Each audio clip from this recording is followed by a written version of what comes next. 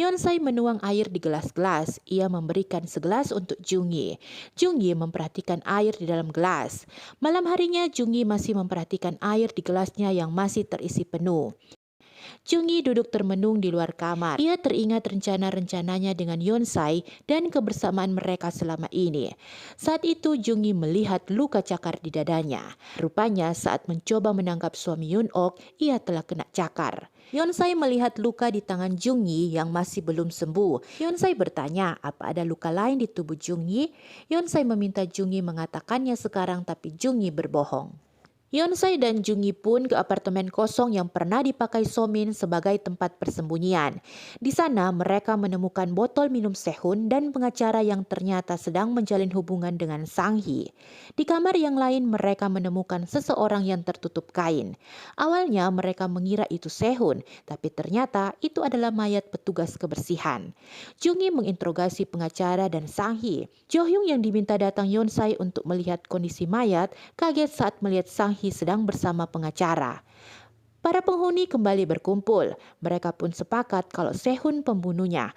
Itulah alasannya kenapa Sehun telah kabur. Jo-hyun meminta barang persediaan di kamar Sehun sudah bisa dibagi sekarang. Pengacara mendukung dugaan Sehun adalah pembunuhnya. Jungi tidak setuju karena mereka harus menyelidiki dulu sebelum bisa menuduh seseorang. Saat yang lain sedang sibuk menuduh Sehun, istri pengacara nampak syok melihat suaminya dengan Sang-hee. Tae-suk terburu-buru ke ruang rawat istrinya. Di sana ia melihat istrinya telah berubah dan mulai mengamuk.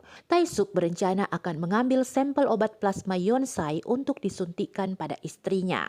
Jisoo menahan Tae-suk karena obat itu hanya satu dan saat ini sedang diambil oleh atasan mereka. Kalau atasan tahu Tae-suk akan menggunakan itu untuk istrinya, atasan mereka akan tahu kalau darah Yonsei penting dan rahasia mereka akan terbongkar.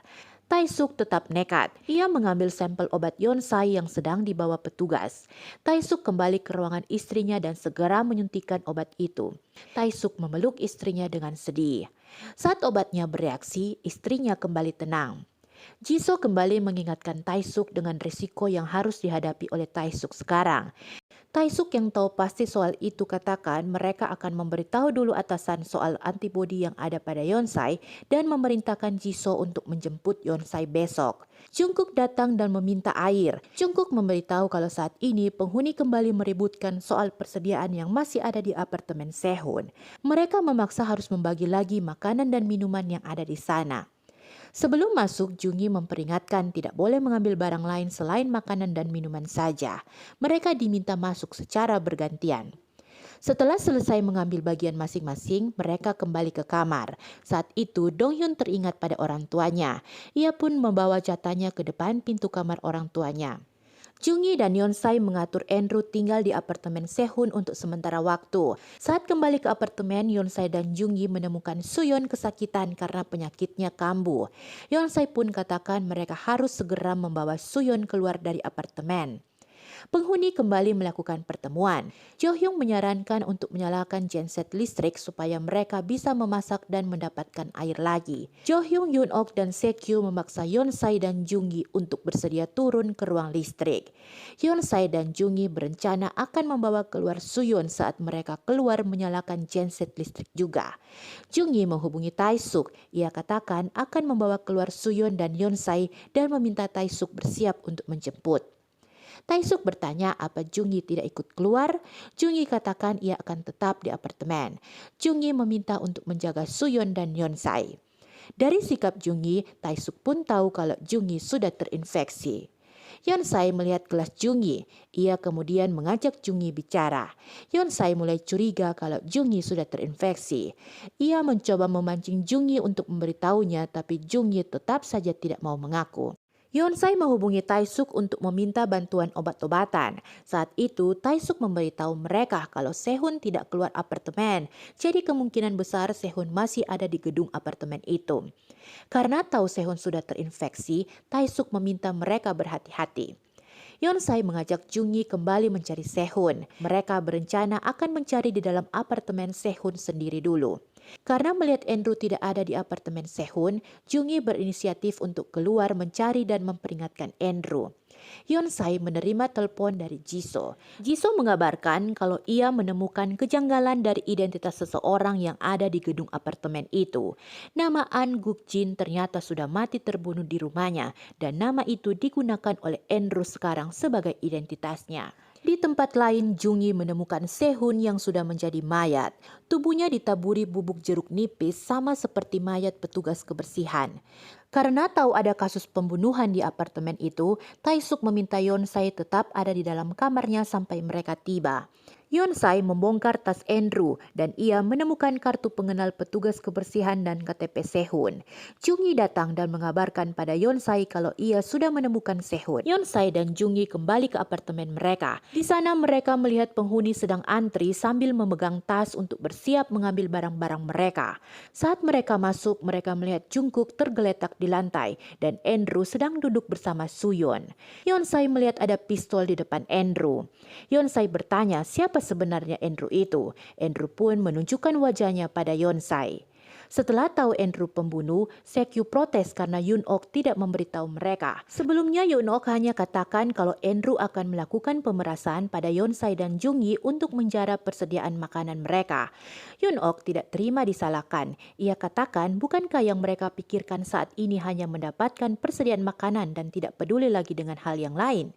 Yoon-ok memberitahu kalau semua ini adalah rencana Jo Hyung.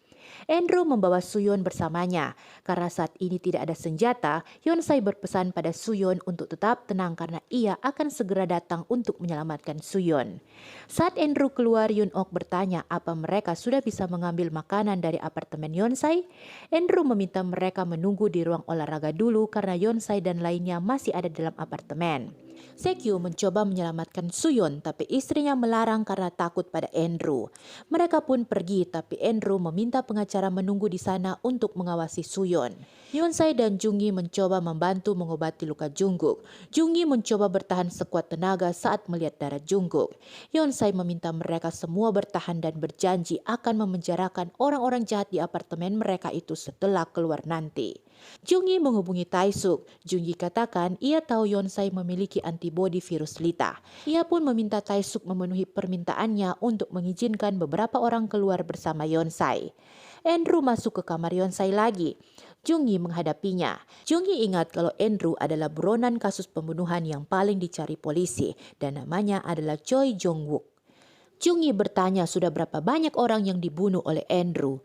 Andrew berdalih kalau orang terinfeksi juga bersikap ganas seperti itu. Mereka bersembunyi di antara orang sehat dan menunggu waktu yang tepat untuk mencari mangsa. Yonsei katakan mereka menggila karena terinfeksi, tapi Andrew itu memang gila. Di ruang olahraga, Sekyu bertanya sudah berapa lama Jo Hyung tahu kalau Andrew itu pembunuh. Jo Hyung jujur mengakui kalau ia sebelumnya memergoki Andrew membunuh wanita petugas kebersihan. Saat Andrew akan menyerangnya juga, ia mengusulkan pada Andrew untuk menyembunyikan mayat wanita itu di apartemen kosong di lantai 11 dan membuat luka di leher wanitanya supaya terkesan orang terinfeksi pelakunya. Setelah itu, ia memberitahu Yoon-ok dan membuat kesepakatan kalau ia ada cara untuk menyingkirkan orang yang tidak disukai Yoon-ok. Saat Yoon-ok setuju, Jo Hyung memberitahu Andrew kalau mereka akan bekerja sama dengannya asal Andrew membantu memuluskan jalan mereka untuk mendapatkan makanan dan minuman. Jo Hyung meminta orang-orang di sana harusnya berterima kasih padanya karena berkat idenya mereka jadi bisa mendapatkan persediaan makanan dan minuman lagi. Andrew membawa Yonsai dan Jungi ke ruang olahraga. Yoon-ok marah saat tahu selama ini Yonsai dan Jungi melakukan kontak dengan orang luar lewat ponsel khusus. Yonsai katakan ia sudah memberitahu semua perbuatan jahat orang-orang yang ada di apartemen itu. Mereka harus mulai mempersiapkan diri mempertanggungjawabkan perbuatan mereka selama ini. Jihae memohon untuk mengampuni mereka karena mereka hanya menurut saja untuk mendapatkan makanan. Jungi menyesali tindakan mereka yang keji hanya karena demi makanan. Yoon-ok menenangkan Jihae. Yoon-ok katakan mereka tidak perlu takut dengan ancaman Jungi dan Yonsai itu karena saat ini Yonsai dan Jungi akan diutus mereka menghadapi bahaya dengan menyalakan genset di ruang listrik. Sepertinya mereka memang berharap Yonsai dan Jungi diserang orang terinfeksi di luar. Yonsai meminta istri pengacara dan adik Somin tidak bergabung dengan komplotan Andrew. Yonsai meminta tolong istri pengacara menjaga Suyeon yang saat ini ada bersama suaminya. Istri pengacara datang ke apartemen Yonsai. Ia menegur suaminya kenapa harus bergabung dengan orang-orang jahat. Pengacara katakan ia hanya mencari cara aman supaya bisa tetap bertahan hidup. Pengacara dan istrinya kemudian membawa Suyon ke apartemen mereka. Andrew dan komplotannya mengantar Yonsai dan Jungi ke depan pintu keluar. Mereka diminta keluar tanpa senjata sama sekali. Dong Hyun menawarkan diri untuk ikut. Dong Hyun melihat mobilnya. Ia berencana akan mengambil mobilnya dan menerobos keluar. Yonsai dan Jungi menuju ruang listrik. Saat menemukan generator listrik, mereka menyalakannya. Lampu menyala. Suara ribut dari generator mulai terdengar. Yonsai dan Jungi keluar dari ruang listrik. Mereka terus berjalan dengan waspada di area parkiran dan orang-orang terinfeksi mulai terlihat. Mereka berlari. Orang-orang terinfeksi makin banyak yang mengejar. Beruntungnya mereka berhasil masuk lagi dengan bantuan kartu wanita petugas kebersihan. Jungi berencana akan mengambil jalur lain untuk kembali karena ia tahu Andrew sedang menunggu mereka untuk dihabisi. Orang-orang terinfeksi muncul di depan pintu. Jungi menatap orang-orang itu. Ia seperti membayangkan dirinya akan terlihat seperti itu nanti. Dong Hyun mencoba menyalakan mobilnya tapi tidak bisa. Orang-orang terinfeksi mulai mengerumuninya. Hyun Ok bernegosiasi dengan Andrew untuk meminta senjata Andrew. Jo Hyung kembali memastikan apakah Andrew akan membunuh Yonsai dan Jungi saat mereka kembali. Hyun Ok juga bertanya apa Andrew akan segera pergi setelah karantina selesai. Andrew mengiyakan semua pertanyaan mereka. Hyun Ok meminta Andrew memastikan dirinya yang akan disalahkan untuk semua hal yang terjadi di apartemen mereka saat ini dan tidak melibatkan mereka. Saat di lift, Jungi memberitahu Yonsai kalau Yonsai memiliki antibodi virus yang sedang menyebar saat ini. Pintu lift terbuka. Orang-orang terinfeksi datang untuk menyerang mereka. Jungi berusaha menahan orang-orang terinfeksi dan meminta Yonsai tetap berada di dalam lift. Orang-orang terinfeksi memaksa masuk. Jungi menahan dengan tubuhnya. Yonsai menarik kaus Jungi dan saat itu ia melihat luka cakar di leher Jungi. Yonsai pun tahu sekarang kalau Jungi memang sudah terinfeksi. Saat pintu lift mulai tertutup, Yonsai menarik Jungi masuk. Jungi mendorong Yonsai menjauhinya. Ia minta maaf karena tidak bisa bicara jujur pada Yonsai. Yonsai maju mendekati Jungi. Saat itu Yonsai mengaku kalau ia telah jatuh cinta pada Jungi. Yonsai memeluk Jungi. Jo Hyung kembali ke apartemennya. Ia kemudian memergoki Sang Hee sedang berusaha mengakses akun kriptonya. Tiba-tiba Sang Hee memukul kepala Jo Hyung dengan tongkat golf. Istri pengacara meminta suaminya mengambil persediaan di apartemen Yonsai. Setelah suaminya keluar, ia segera mereset password di pintu masuk. Yonsai melihat pengacara ada di depan pintu kamar dan sedang membujuk istrinya. Ia katakan hanya berpura-pura mendekati Sang Hee untuk mengincar uang Jo Hyung. Istri pengacara kemudian membuka pintu saat tahu Yonsai datang. Yonsai membawa Suyon. Ia juga mengajak istri pengacara untuk ikut dengannya. Jungi dan Jungkook datang bergabung. Mereka semua masuk lift. Istri pengacara mulai berpikir lagi. Ia pun ikut rombongan Yonsai dan memutuskan untuk berpisah dengan suaminya. Saat di lift, Suyon memberikan tasnya yang berisi senjata Jungi. Andrew muncul. Sekyu dan istrinya sepertinya berniat melenyapkan Andrew. Sekyu memukul kepala Andrew dan berusaha merebut pistol Andrew. Sayangnya Sekyu harus tumbang duluan karena ditikam Andrew. Rombongan Yonsai menuju atap. Yonsai mengajak Boram untuk ikut juga. Andrew datang lagi. Jungi melemparkan granat asap ke arah Andrew dan berusaha melarikan diri. Sebuah tembakan mengenai pundak Jungi. Jungi meminta mereka segera keluar sementara ia akan menahan Andrew. Yonsai tidak setuju. Jungi minta maaf karena dia tidak bisa ikut dengan Yonsai. Jungi segera keluar dan mengembok pintu dari luar. Jungi berpura-pura akan memberikan kunci gembok pada Andrew. Saat Andrew akan mengambilnya, Jungi membuangnya. Andrew menodongkan pistol ke kepala Jungi. Jungi menyerahkan dirinya secara sukarela. Melihat sikap Jungi, Andrew malah mengurungkan niatnya. Andrew meminta Jungi menatap matanya saat akan ditembak supaya ia bisa mendapatkan kepuasan saat membunuh. Jungi pun mengikuti permintaan Andrew. Ia berbalik, matanya memutih dan ia pun mulai menggigit Andrew. Pengacara melihat Jo Hyung terbaring di lantai dan tongkat golfnya ada darah. Tiba-tiba Jo Hyung sadar. Jo Hyung segera menelan beberapa pil Next dan Sang Hee kembali memukul Jo Hyung. Pengacara melihat Sang Hee mulai gila karena ambisinya untuk mengambil uang Jo Hyung. Karena takut ia terpaksa ikut permintaan Sang Hee.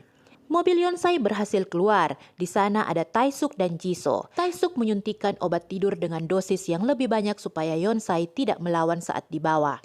Saat di perjalanan, Yonsai melihat keadaan di luar apartemennya baik-baik saja. Yonsai terbangun. Ia memaksakan diri untuk menjemput Junggi. Taesuk katakan mereka harus segera membuat obat dengan darah Yonsai dulu. Yonsai meminta dunia menunggunya, karena kalau kehilangan Junggi, dunianya juga akan hancur. Taesuk mempertemukan Yonsai dengan istrinya yang terinfeksi. Taesuk katakan istrinya butuh 1 set plasma darah Yonsai untuk pulih. Yonsai meminta kerjasama Taesuk. Dia akan menyerahkan darahnya, tapi Taesuk harus membantunya masuk lagi ke apartemen dan membiarkan listrik tetap menyala. Ia akan membawa Junggi keluar. Yonsai melihat ponselnya. Di sana ada video Junggi yang mengaku kalau ia benar-benar menyukai Yonsai. Itulah alasannya ia langsung setuju saat Yonsai memintanya bekerja sama untuk mendapatkan apartemen. Karena itu Junggi berharap keadaan akan membaik dan ia akan melamar Yonsai dengan cara yang benar. Yonsai menangis. Ia memutar video itu berulang-ulang. Istri pengacara diwawancarai Taesuk. Taesuk mulai bertanya tentang orang-orang terinfeksi yang ada di apartemen. Yonsai menemui Taesuk. Taesuk memberikan plasma darah Yonsai terakhir yang dinyatakan efektif untuk mengobati penderita. Setelah beberapa kali diambil darahnya, saat ini antibodi Yonsai sudah menurun.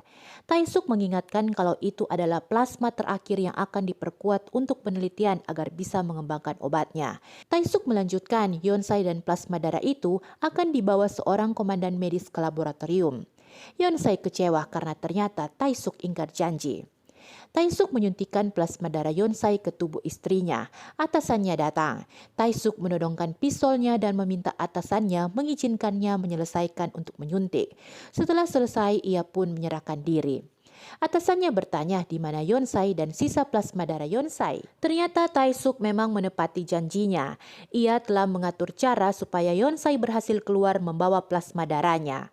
Ketika hampir keluar, Yonsai berubah pikiran dan menyerahkan sisa plasma itu kepada Ibu Suyon. Selanjutnya, dengan bantuan Jisoo, ia pun keluar markas dan masuk ke apartemen lagi. Jo Hyung mulai menggila. Ia menggigit lengan pengacara. Sang Hee dan pengacara melarikan diri. Jo Hyung mengejar. Junggi, Somin, dan adiknya ke atap lagi. Mereka berencana mencari Andrew, tapi pria itu sudah tidak ada di sana. Mereka ke apartemen Jo Hyung dan memperingatkan untuk tidak membuka pintu kalau Andrew muncul karena saat ini Andrew sudah terinfeksi. Jo Hyung tidak peduli dengan peringatan Junggi karena mengira dirinya sudah terinfeksi saat minum pil Next. Junggi katakan dirinya lah yang sudah terinfeksi dan ia masih bisa mencium bau darah segar dari Jo Hyung. Itu artinya Jo Hyung masih normal. Junggi menemui Sekyu yang terluka. Junggi meminta Jo Hyung tetap merawat Sekyu. Junggi dan Jo Hyung kemudian membicarakan tentang pil Next. Ji-hye mendengarnya. Diam-diam Ji-hye mengambil pil Next dan memberikannya pada suaminya supaya suaminya tidak merasakan sakit. Junggi, Somin, dan adiknya kemudian bertemu Yoon-ok. Junggi kembali memperingatkan Yoon-ok untuk berhati-hati dengan Andrew. Yoon-ok teringat tadi ia sempat melihat Andrew sadar, tapi ia sendiri sudah memukul kepala Andrew lagi dan memastikan Andrew mati. Yoon-ok katakan ia tahu Andrew sudah mati digigit oleh Junggi. Ia berpikir Junggi hanya mau menakut-nakutinya. Untuk memastikannya, Yoon-ok datang ke atap lagi dan ternyata tubuh Andrew memang sudah tidak ada. Ia kembali berpikir itu ulah Junggi untuk membuatnya takut. Junggi pasti sudah menyembunyikan mayat Andrew di suatu tempat. Junggi menemukan Donghyun di dalam mobil dalam posisi sudah tergigit. Junggi membawa masuk Donghyun. Menurut Junggi, orang terinfeksi yang diterima keluarganya dengan baik akan mampu menahan untuk menggigit. Donghyun kembali ke rumahnya. Ayahnya yang sudah begitu merindukannya menerima Donghyun. Sekyu dan istrinya mengatur rencana untuk mengusir Jo Hyung. Mereka ingin menguasai apartemen Jo Hyung. Jo Hyung minta Junggi membantunya. Saat ditanya Junggi, Ji-hye menceritakan seolah-olah Jo Hyung berniat mencelakai suaminya. Junggi pun meminta Jo Hyung keluar dari apartemennya dan membiarkan Sekyu dan Ji-hye menempati apartemennya sementara Sekyu terluka.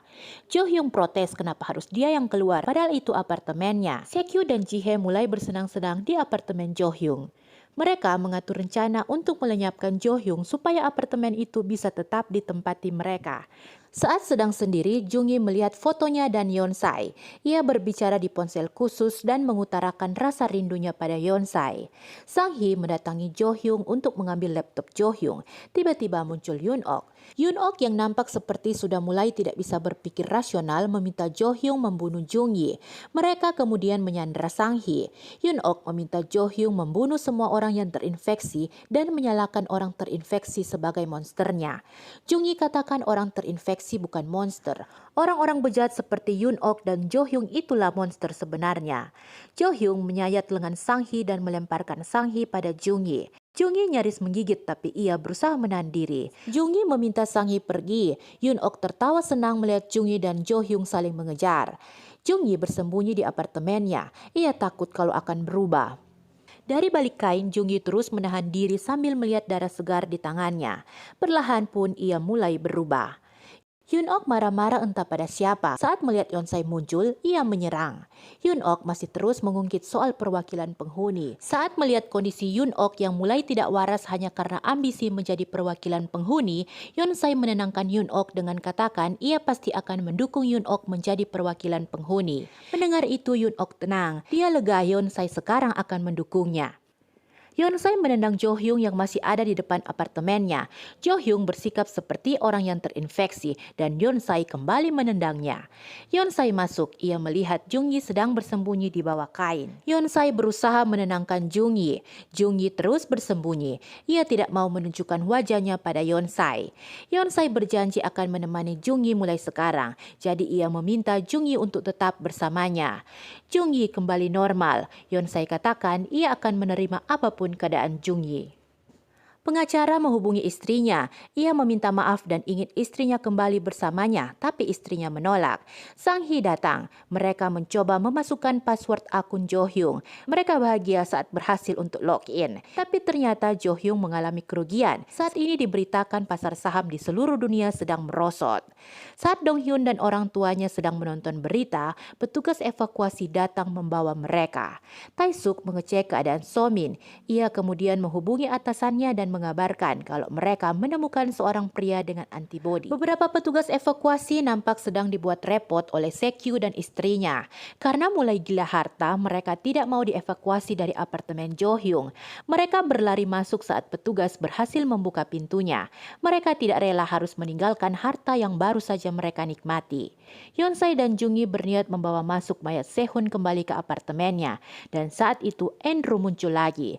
Andrew menyandra Jungi. Yonsai pun nekat menembak tangannya. Ia memancing Andrew untuk menyerangnya. Saat Andrew akan menyerang Yonsai, Jungi menembak mati Andrew. Yonsai memeluk Jungi yang nampak sekarat.